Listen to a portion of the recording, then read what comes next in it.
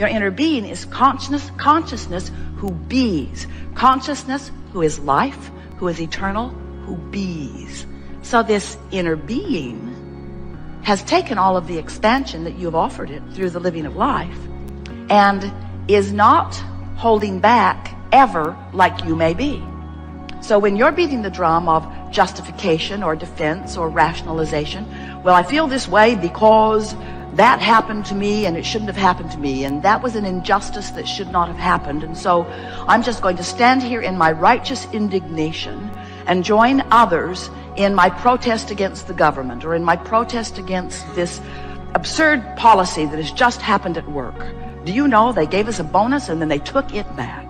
It's just ridiculous that they're making all that money and they're not giving nearly enough of it to me, and I'm working so hard and I don't think they are. That righteous indignation is justified maybe, and maybe everybody in your company and beyond would agree with you, but your inner being isn't agreeing with you, and that's the only agreement that is ever important to you. Your inner being stays in a place of positive expectation. No, not positive expectation, because expectation implies it is something yet to come. In positive beingness, because your inner being bees there and does not deviate from it.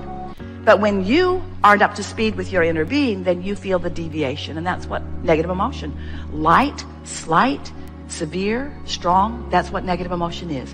It's your indicator that you're not up to speed with your expansion. Now, negative emotion, we think it is such a wonderful thing, because negative emotion is your indication of two things. First, you're not up to speed, and you might say, well, just soon not know that. We say, no, really, you want to know that. It's like putting your hands on the hot stove. Oh, ouch, you say, ouch. Could you please just put Novocaine in my fingers so that is not such a painful experience? And we say, not really a good idea, because you really want to know if you're touching a hot stove before it goes further than you want it to go, don't you? And so the negative emotion is the same thing. You want to be sensitive to it so that you can benefit from the guidance it is giving you. So negative emotion is telling you two things. It's telling you first that you're not up to speed, but it's telling you something else really, really important that we so want you to hear. It's telling you you have expanded. The bigger part of you has expanded beyond where you're practiced. Don't you like knowing that? I have expanded beyond what I have learned to allow. Well, you know what that means?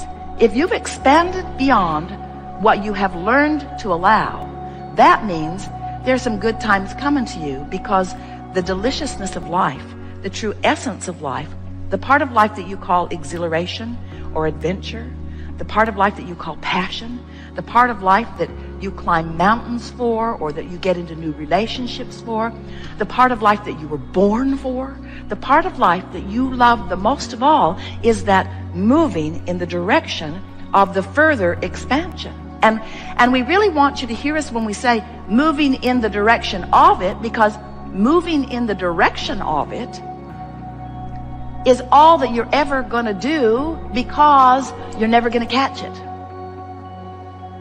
Oh. That doesn't seem right. I'm never going to catch up with who I am. Not really. Because there will always be more that will cause you to expand. And so if you can come to the place where you savor the problem as deliberately and deliciously as you savor the solution, now you're rocking and rolling. Because you can't have a solution without a problem, and you can't have expansion without asking, and you can't ask without contrast, and you can't be alive without that. You can't be here in this physical format without life causing you to know more clearly all day, every day, what you would prefer. So you got that, didn't you? Do you understand that? Can you hear us clearly? Do you understand that the vibration of a question and the vibration of an answer are different frequencies, but the answer is born from the question? Do you understand that the frequency, the vibrational frequency of a solution is different than the frequency of the problem? But they are tied together in this vibrational wave. In other words, they are equal parts of the same concept. It's why humans talk about duality.